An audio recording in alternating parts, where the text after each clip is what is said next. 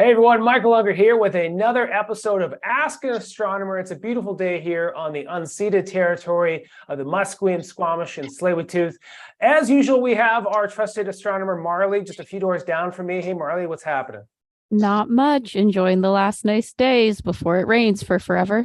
Well, hopefully not forever, because we've got a big day in the sky coming up next week, which is why we have some special guests for this episode.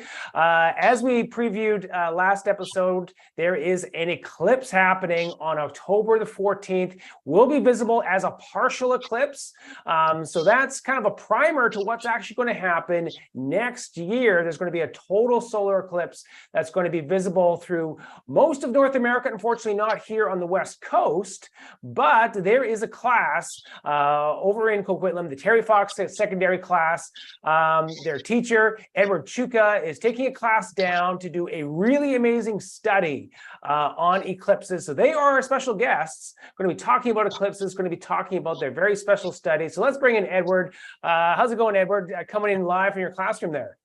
Yes, it's fantastic here, Michael. I've got some excited students, and we are jazzed for our project called Solar Max. We're going to head down to Dallas, Texas, and we are going to observe animal behavior during the total solar eclipse. We've seen previous studies where about 75% of the animals react in interesting ways during solar eclipses. So we are teaming up with the University of North Carolina and Dr. Adam Hartstone Rose, who did the previous study, the Riverbank Zoo in a previous eclipse, and we're going to build it.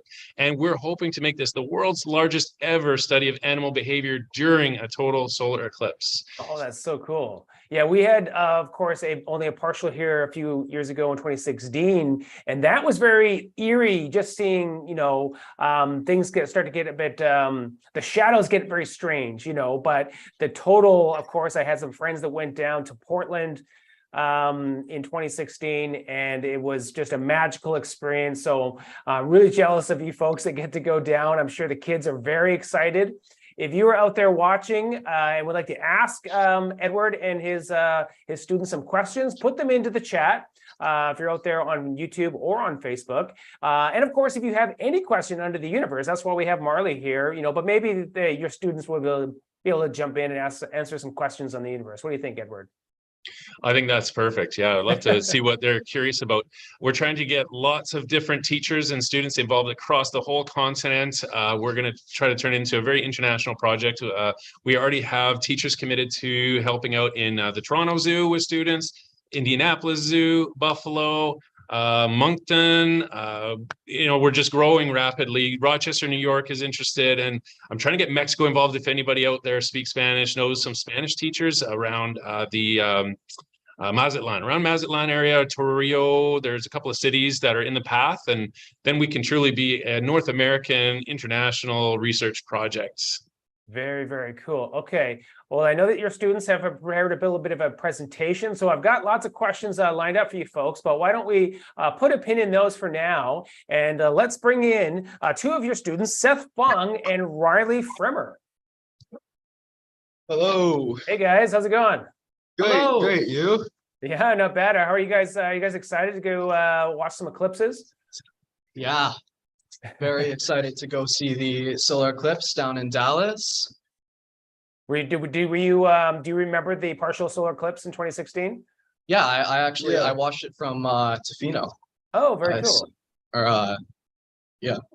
Awesome. Why don't you share your screen there? I know you've got some information that you'd like to share with us. Yeah, just give me a moment.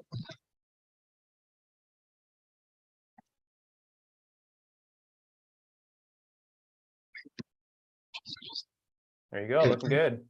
Hit the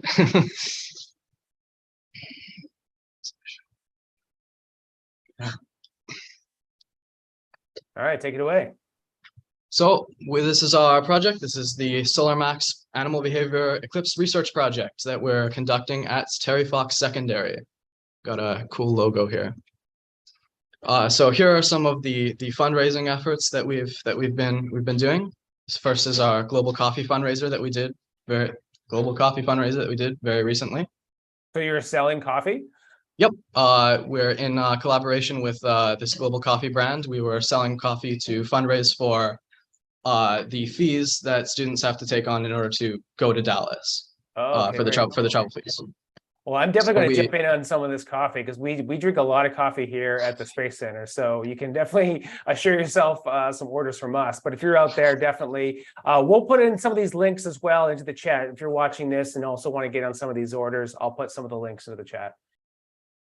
Yeah, so this was the coffee fundraiser we did just a couple months ago, hoping to do another one very soon. Yeah, so this is the map of the totality area of this 2024 solar eclipse. This is on our door. It was built by a student here at Terry Fox as just a project to advertise the project around our school, because our classrooms are a very visible area. So on our door, we have some promotional material to get students interested. Mm-hmm. And so like this is part of like you have like one class that you're part of that's all going down. So as you're going through this project, I'm sure there's lots of chatter with some of the other kids in your school as well. Yeah, so we have a whole bunch of students from across the STEAM program that are headed down to Dallas in 2024. Mm-hmm. We've been getting some space on the morning announcements at our school for fundraising efforts for us, including with our upcoming eclipse party on the 14th. And our solar eclipse glasses sales have been getting some mention in the morning news. Very cool. So as we can see on the map there, it's going up through Mexico. And as Edward said, looking for schools in that region of the path of totality, going through Texas, which is where you're headed towards. You know exactly where you're heading towards in Texas? Yeah, we're headed towards the Dallas Zoo in Texas. We're going to watch the animals at the zoo. We're going to observe their behavior, get our whole group on animals there. Excellent. So do you know in particular, are there certain kinds of animals you're interested in, or just kind of like you're going to be observing all throughout the zoo, kind of like all of the animals during that, I guess, what is it, like 2 minutes? About 4 minutes. We'll okay. be scattered across the zoo, and then we'll be monitoring basically all the animals in the zoo. As many as we can. Yeah. That's the plan. Yeah, cool. And so when you're monitoring them, what are some of the things that you're going to be monitoring for? Are you basically just watching the animal, watching for any like odd, weird behavior? Are you just kind of like taking notes on the observations that you're making? Yeah, so we have this team of researchers that are helping us out. One of our researchers recently received a $50,000 grant in order to develop an application for the students participating in this study to record any sort of behavioral characteristics of the animals as the eclipse happens. And that will be entered into the app so that we can sort of look at that data afterwards and draw conclusions from it. Very cool. Are you making any predictions at this point about what you think you might find from this study? Yeah, we from past studies we have a hypothesis that the animals will behave quite irregularly and performing nighttime tasks during the total eclipse. Excellent. Is there anything else that you can do? I think you had some more slides to share. Yep. Yep. So here are some of the locations that we have either confirmed or there are people there interested. We've got locations at the Toronto Zoo, some people at Rochester in the Rochester area potentially interested in joining. Northern New Hampshire, there's some people who are potentially interested in Moncton. Of course, we have our Dallas Zoo location that is going to be participating. So these are all areas along that path of total eclipse where we can observe animals during the eclipse. Excellent. So yeah, we've got a watcher already, Dylan, who asked how long the upcoming solar eclipse is expected to last. You said roughly about 4 minutes. And as we saw back in 2016, it does vary. So I wonder if this is a type of study that will take many different total solar eclipses, if you are studying animals, to see if duration plays a part in it. Have you considered that at all? Takes about 3 hours total, or is just the totality? So the eclipse takes about 3 hours total, Yeah. and the totality time is 4 minutes. Okay. Okay. Sounds good. Did you have more images to share there? Sure. We had this is our So- Solar Max International Research trailer. Okay.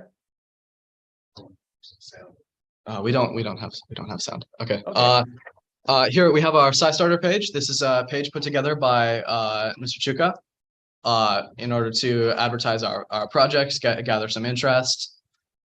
This is a place where people can come to look at what we're doing and show interest in the project. Excellent. And so I think that trailer that you were about to play, it is also on the website. So I've just posted into the chat a link to the Solar Max website on the Terry Fox page. So if you're interested in watching that trailer with full sound, you should definitely check that out. Perfect. This is the Pocket Lab podcast that our teacher was recently on. Also check that out for more information. Excellent. And you guys, and you guys are also doing an event next Saturday as well. So here at the Space Center, we'll be outside. It's a bit of a weird angle where we're located in Kitsilano because we have some trees in the way, and it is on the 14th. So on October 14th, it'll be, I think, starting to rise around 8 a.m. And then the maximum, I think, was around like 9:45. Is that right, Marley? I'm just kind of going off numbers here. Do you guys know when like the maximum partial eclipse is happening on Saturday? Yeah, it happens at around 9:20. 9:20. Okay. Yeah, so we'll be here, but you guys are also going to be out in your school field out at Terry Fox. Yep. Yeah. We're having a whole party. There's food there. There's going to be we're selling things there. There's food there. It's going to be a whole spectacle. People from the whole school are invited to come join. People from outside of the school invited to come join. We're gonna watch the partial solar eclipse from the field in our school. Okay. And of course,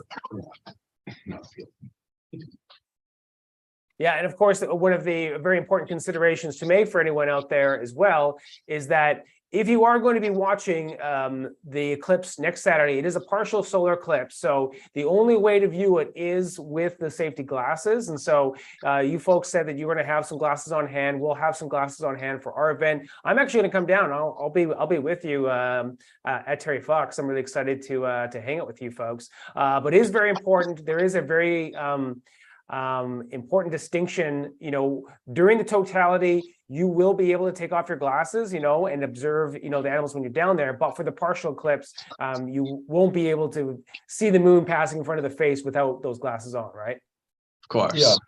So we have hundreds of glasses printed out. They're for sale among people who are coming, people who aren't coming, I guess. They're being used to fundraise in order to gather funds for the travel fees for the students. Excellent. So we're selling them at our party, and we're selling them kind of at any point. Yeah, awesome. Did you have any more things you wanted to share? That's a good question. No. Okay. All right. Why don't you stop sharing there? Because I've got lots of questions for you, and maybe Marley might want to jump in here as well. But I'm curious with you folks, how did you get interested in this? I mean, I'm sure your teacher was a big influence on this, but why does this type of study interest both of you personally? Yeah, mainly because it's a once in a lifetime opportunity. The solar So the total solar eclipse in North America will not happen for another 20 years. We may not ever get a chance to Right. and may never get a chance to do a study like this ever again. Also, just Mr. Csuka, I mean, he's his interest and his passion for things is very, very infectious for his students. He's got I think he had no trouble getting, all of the slots filled up because he's just such a passionate teacher, and he Yeah. he loves to share his interests with us. Yeah. He got me excited for sure. Also, the added benefit of the results of this study will be published in a journal, which we'll be collaborators on. So STEAM students who are participating are in some sense published scientists. Yeah, very cool. So may I ask, what grade are each of you guys in? We are both in grade 11. Both in grade 11. So I'm assuming that you've already started to think about what you want to do kind of like post-secondary. And this, of course, is a great way to kind of get into that process of being scientists and actually getting to be part of a study that may actually get published. Do each of you have an interest of what you might want to pursue in post-secondary, if you do at all? So myself, I'm not really sure where I want to take my life at this point, but I'm definitely interested in going into science of some sort. Yeah. And I think that participating in a study like this is a really good kind of first step into that field.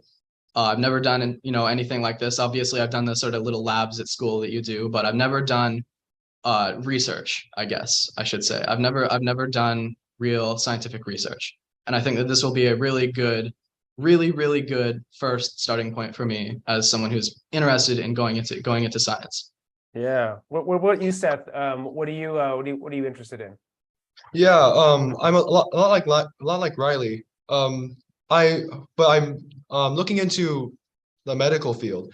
Mhm. And I saw this opportunity as a great way of stepping into the scientific world and to explore more, because to expand my my career opportunities and to see what I can do in the future. Yeah, excellent. This is amazing, Marley. Did you ever get a chance to do any kind of a research when you were in high school? I mean, what was your life like? In high school, no, but later on in university, yeah, I got opportunities to do research. Not like this. I was a lot more galaxies, but in high school, no, there was not necessarily opportunity for a project like this. Also, there were no solar eclipses really happening anywhere near me while I was in high school. But this is very, very exciting. Very happy that you two have the opportunity, and the rest of your class has the opportunity to experience it. Yeah, I suppose that, Marley, there is some historical context to this, scientific studies around total solar eclipses. Bailey's beads was one of those things that kind of came out of it. Lots of science that does come out of eclipses, right? And there's a history of it, and we're still continuing to do it. And mainly, the reason for that is because they are so rare, right? You have to be in a very particular spot on the Earth to see the total solar eclipse. And as Riley and Seth just described, we're not going to see a total solar eclipse in North America for several years. So if you do want to continue to see or study total solar eclipses, you would have to be one of those so-called eclipse chasers, which maybe, Seth and Riley will eventually be once they get hooked on their first one. I still have never seen one, so I'm still waiting for my first opportunity. But Marley, what sort of things are you interested when it comes into thinking about eclipses and the rarity of them? Well, depends on the eclipse, but with total solar eclipses, I do find the opportunities to study like the sun's outer atmosphere particularly interesting, but that's me coming at it from much more of like an astrophysics, particle physics perspective. The being able to study the solar wind and being able to study impacts on Earth's ionosphere is where I tend to draw to. But for the experiment that these two are doing, I guess my question for them is how, have you anticipated this results of animals, whether they are, active during the day or nocturnal animals or diurnal animals? What is the process between, and what do you anticipate to see happen with those behaviors depending on the species of animal and how it operates in day and night? I'm not sure I understand. What behaviors are you watching for, if you're at the zoo and you're watching for nocturnal creatures? Are you anticipating different behaviors than the ones that are active during the day? Right. Yeah. For nocturnal animals, what I personally think is that they become more active during the total eclipse. Yeah. Interesting. So, I mean, like, so if we think of an example, I know that in Texas, there are lots of bats. I'm not sure if there's any bats at the zoo that you're going to, but seeing, you know, bats sort of like wake up and maybe fly around even, that's a possible hypothesis. That is, yeah, that's Yeah. that's certainly an interesting thing that we could have students watching for. Bats in the air, bats at the zoo, if there are, I don't know. I mean that's a really interesting point. Nocturnal animals. How will they behave during the solar eclipse? These are definitely things that we should look into during this eclipse next year. Very cool. Well, this is really exciting, guys. I'm really jealous of the study that you get to go on. And certainly, if you're out there watching and you have any questions for these guys, put them into the chat. Whether you're watching on YouTube or on Facebook, we've got about 9 more minutes to pick your guys' brains.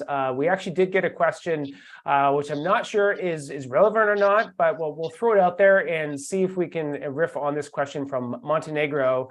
Are there explosive clouds? I'm not sure how to interpret that question, but what do you think, Marley? How should we interpret that question? Are there explosive clouds? I mean, my idea was like lightning, but that's not a cloud, but it would come from sort of that situation. Yeah. Or even, I mean, thunder, maybe, you know, I don't think of clouds as exploding. There are certainly explosion-like activities that happen in the atmosphere where clouds are, but yeah, it's interesting to think about. These are the types of questions we get, Seth and Riley, you know, when you come live on YouTube. So we're going to throw it out to you. How do you interpret, you know, there's no bad questions here on Ask an Astronomer. So are there explosive clouds?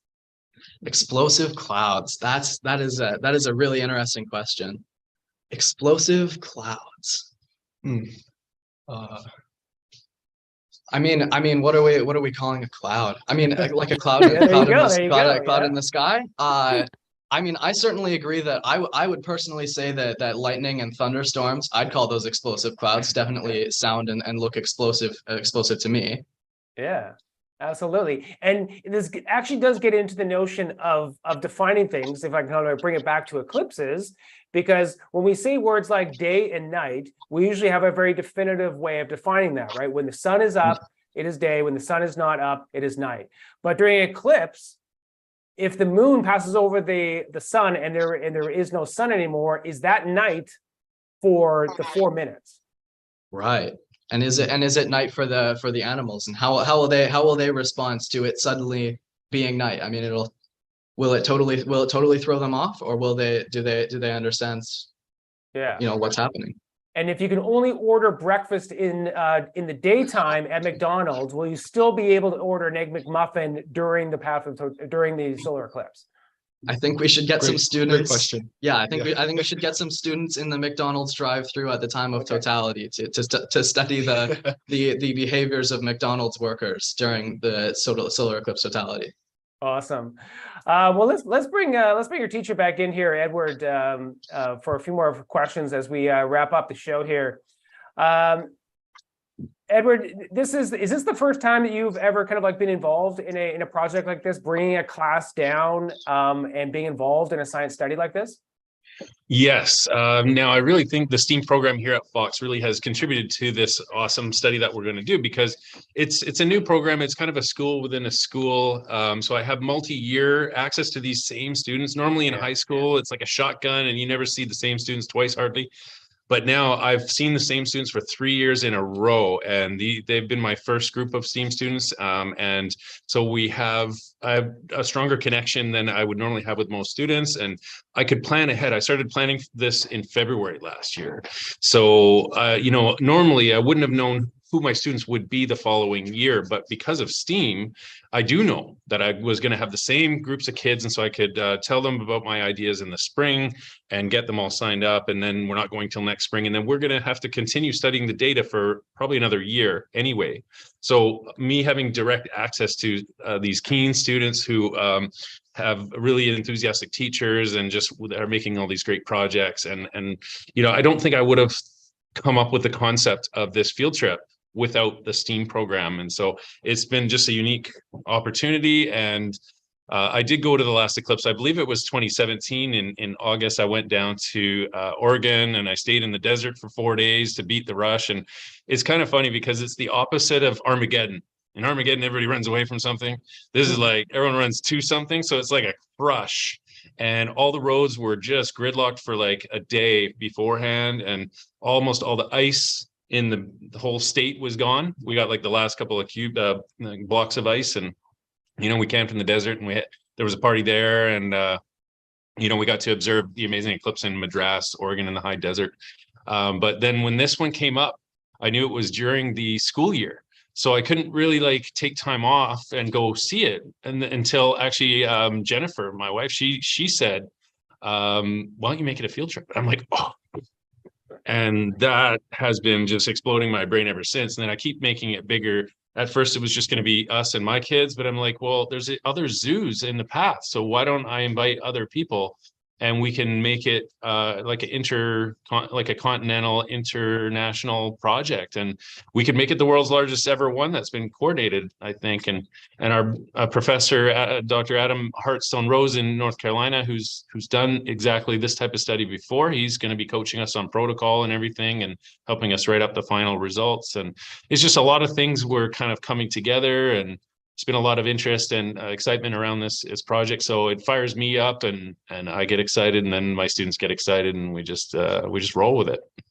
Very, very cool. And we've already actually started to get some chatter on YouTube about where they can donate. People are getting excited. So of course, if they do want to donate to your cause, going to the website that I posted in the links, I'll post again, and just messaging you, Edward, that's the place to go. Yeah, just emailing me at the school here, and we can figure out if somebody wants to donate. We have had some significant fundraising and donors already, but the school and the students in my area, are having to foot a lot of the bill so far for this, and I think it's such a great project that companies, individuals could potentially donate to this project, and they'd be mentioned in our social media, on our website. And I sort of anticipate this project is going to keep catching on fire, and we might end up on local news stations or something like that at some point with these same students. And like anybody who donated could receive recognition for supporting such a wonderful initiative.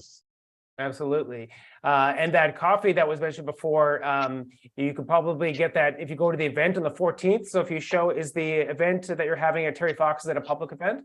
It is a very public event. I think we moved it from our field to our parking lot just to be more visible, I think. So, but we'll be all over the property. And we have lots of canopies that will be set up, tables with baked goods, coffee, tea, hot chocolate. It's gonna be early morning on a October day, so it might be cool. But we'll be there, rain or shine. We're going. So whatever happens, we're there to enjoy the eclipse. Hopefully it'll be clear.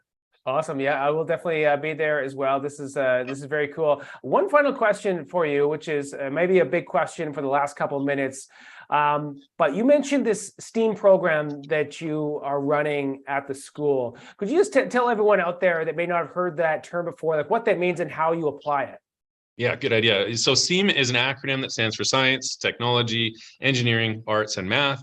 And our concept is to try to break down the barriers in between subjects. And we try to do projects that cross over. So we communicate, there's about 10 of the teachers and administrators that are involved, and about 100 students now. And so we try to make projects that you're doing your science and your math and your like engineering type thing, which I do here with the 3D printers and laser cutters.